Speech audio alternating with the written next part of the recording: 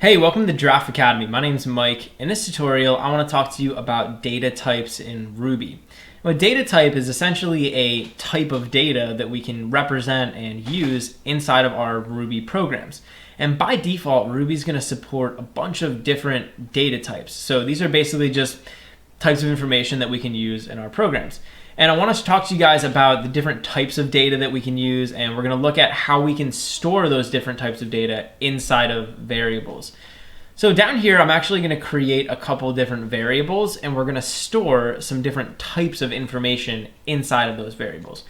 And the first and probably most basic type of data that we can represent in our Ruby programs is called a string. And a string is basically just plain text. So anytime we want to represent plain text in our Ruby programs, we can use a string. So I could just make a string called like name, and I could set it equal to Mike.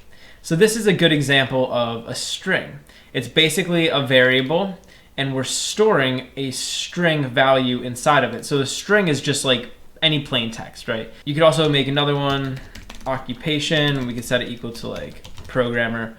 Whatever, you can store any like information that you'd want to store as plain text inside of your programs as a string.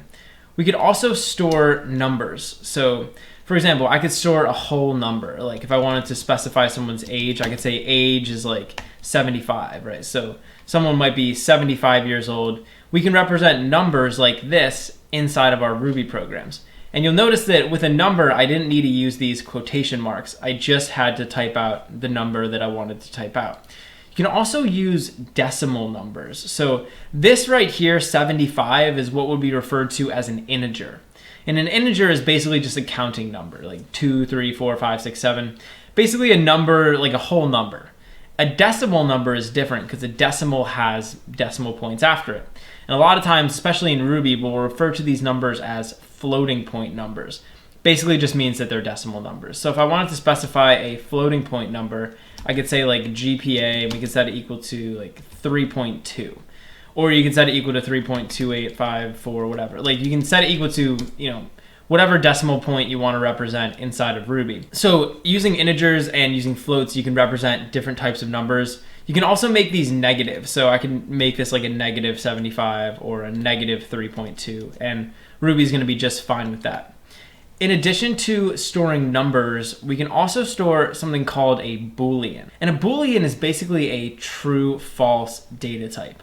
So a lot of times in programs, we're going to want to represent true or false data. And this might not be something that you're super used to doing in the real world, but in programming, when we're specifying types of data, a lot of data is going to fall into like the true or false category. For example, if I created a variable called isMale, this variable could tell us whether or not someone is a male.